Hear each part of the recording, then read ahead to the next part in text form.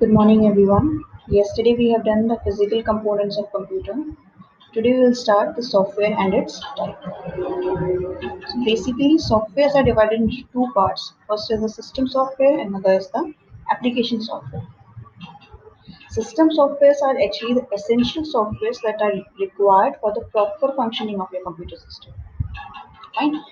That means for your computer and the other peripheral devices, the components connected to your computer. To make them work, we need the system softwares. But application softwares are those softwares which are not essential for the computer. Without the application software, the computer can work properly. Fine. They are designed for specific purpose, for some users need. But without system software, your computer system will not work. Maybe computer, maybe the other peripheral devices or the components of the computer will not work. So they are the required software for a computer to work properly. It is divided into four parts: operating system, utility programs, language translators, or we call them language processors also, and the fourth one is library programs. Whereas application softwares are divided into three types: general purpose, special purpose, and bespoke. Let's discuss them in detail. So system softwares are the essential for the proper functioning of a computer, whereas application are not that important for functioning of the computer, but they are designed for the benefit of the user. System softwares are actually providing a platform to other softwares. How? By managing resources and helping to run the hardware and application softwares. And it is actually a medium between the application software and hardware to communicate, like this. See, the system softwares actually help the hardware as well as application softwares to interact. Fine. So, on the other hand, application software are used to perform specific tasks according to their type. System softwares run when the system starts and runs till it ends. But whereas application softwares will only start when the user will use them or when the user will run the program. The developing language of both these softwares can be same. They can be developed using C, C++, Python, whatever. These are essential for the proper functioning. They are not extremely important. And example are operating system and all. And the example here are word processor, spreadsheet, etc. So let's start the system softwares first. First system software is the operating system. Operating system is actually the interface between the computer user and the computer hardware. We can say it is a interface between the user and the computer. It is a medium of communication between the user and computer, which manages all the softwares and hardwares of the computer. See, operating system is managing all the softwares and hardwares. Fine. Suppose I want to work on word processor. Fine. Where I will open this MS Word in operating system. It will provide a platform for MS Word to work. Fine. So you can say that operating system is an interface between the user and computer, which manages all the software and hardware on the computer. It can perform basic tasks like file management, memory management, process management, handling input and output, and controlling peripheral devices. Peripheral devices which are connected to the computer like disk drives, printers, mouse, keyboard. These all are peripheral devices which are connected to the computer. Fine. Different operating system are there, like Windows are there, Apple Mac operating system, Linux is there, Apple iOS is there, and so on. Now, the second are the utility programs. Utility programs are the softwares which are used to manage and maintain other programs or other softwares. Fine. They are actually maintaining your computer and the resources of computer, like antivirus. Fine. Antivirus, what antivirus is doing? Antivirus is maintaining and managing all the resources of your computer. Fine. Without antivirus, maybe if antivirus is not there in your computer, a malicious code can harm your computer resources, like it can harm your file, it can corrupt your operating system also. So antivirus is managing all the resources altogether. So utility programs are essential. Why they are essential? Because they are maintaining and managing all the resources of computer. So examples are antivirus, backup software, firewall. This tool, firewall. What actually is a firewall? It's a filter for data entering or leaving a network or computer. Like it is a security guard. What is the task of security guard? It allows or denies the entry of a person in the building. Similarly, firewalls also check and filter the data entering or leaving the network or on your computer. Fine. So it will not allow access for the malicious websites now and data. These are the utility program. The third system software is the library program. They are actually the standard programs and subroutines that are already developed and stored in library of the computer. Fine. So what you can do, you can use the code made by other people without having to write it yourself. You don't have to write, you just have to reuse it. Fine.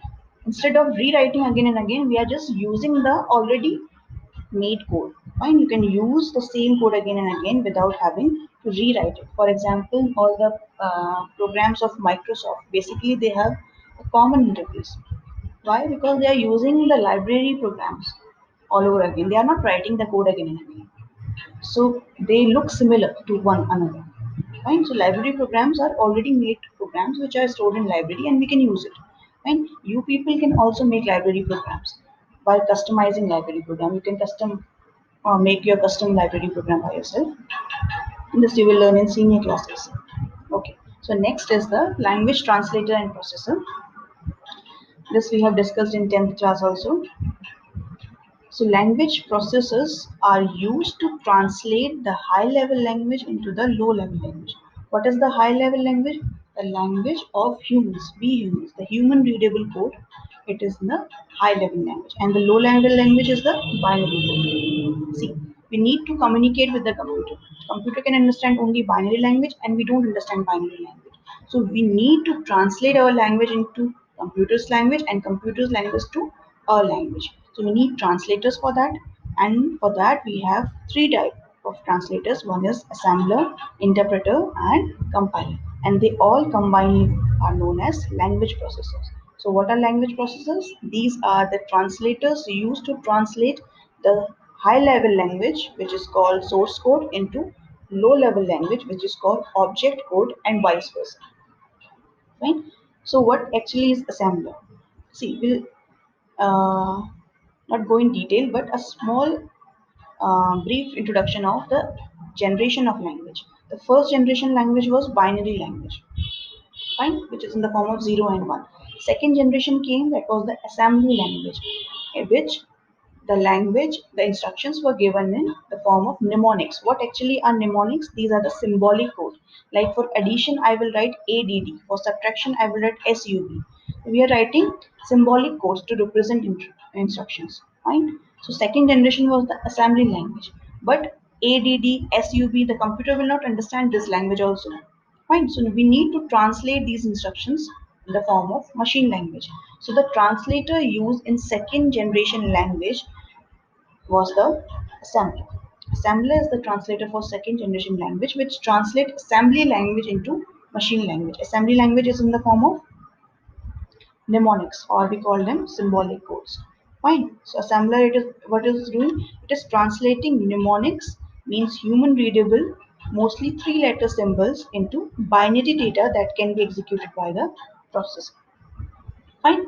Now, second, the compiler and interpreter.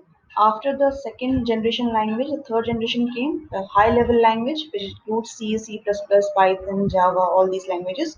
So there were two translators for this generation. First was the compiler, and second was the interpreter. The task of these two is also the same. It is converting the source code or the human readable code to the object code. But how they are different? The compiler is translating the whole code in one go. That means the complete program is translated in one single go. But in case of interpreter, it is translating line by line. Suppose we have a code of 5 lines. 1, 2, 3, 4, 5. 5 line codes we have. So compiler, what it will do? It will compile the complete code all together, and at the end it will show you if some errors are there or what is the status of your program. But in case of interpreter, it will translate line by line. First, it will check the first line. If any error is there, it will stop and it will notify you. If there is no error, then it will go to the next line. Suppose if there is any error in the second line, it will stop translation there. But compiler doesn't stop translation if it gets any error. It compiles the complete code at one time, and at the end it shows you the status. But in case of interpreter, it will check line by line. This is the first difference between the compiler and interpreter. Compiler, what is it doing? It is translating the complete program in one single go, and interpreter is translating the program line by line. Right? This is the first main difference. The second main difference between is that compiler is faster than interpreter. Why we are saying it is faster? Because it is saving the object code. How it is beneficial? See, suppose I have made a program, I run it. Okay, so it will translate the complete program in binary language. Right? So next time whenever I will run it, compiler has saved the object code already. So whenever I will run it, it will not again translate the code because we already have the object code. So it will not translate the code again. So that will be fast. But in case of interpreter, it doesn't save the object code. So what it will do, suppose I ran a program once, it will translate it line by line. Fine. And next time whenever I will try to run the code, it will again translate the program line by line. So it is translating the program every time you're running the code. So it is slower than compiler. So these are the three language processing. Now we'll come to application software. So in system software, we have learned about four softwares, which are operating system, utility programs, library programs, and language processor. Now, application softwares. These are basically of three types. First is a general purpose, second is special purpose, and third is bespoke software. So, general purpose softwares are, by the name itself, they are the software designed to solve users' common or general tasks. Generally जो use होते हैं. Fine, these are the general purpose softwares like you generally use word processor, spreadsheet, database, which are very common. Everyone uses them. Fine, common softwares, general purpose. So these are the general purpose software. Special purpose software is designed for a specific task, like web browser. It is designed for a specific task to get access to the internet, or like your ATM machines. They are designed for specific tasks to withdraw or deposit money. Fine. Now bespoke software are the customized software. They are customized according to the use of the user, according to the requirement and need of the user. Fine. What is the difference between special purpose and bespoke softwares? Special purpose softwares are used by everyone. They are designed for a specific purpose but used by everyone. Like web browser, everyone is using. ATM, everyone using. But bespoke software are customized software. They are used only by the user who are developing it. Like suppose I run a travel agency. Fine. And for my travel agency, I need a software according to my requirements and need. Fine. So I will hire a developer, and the developer will design a website for me according to my needs. And that software only I will use. Other people will not use. That is only for the user. That is only for the me who have designed it, who has customized it. So bespoke softwares are for the user, and special purpose softwares are used by everyone. So that's it for today. Thank you.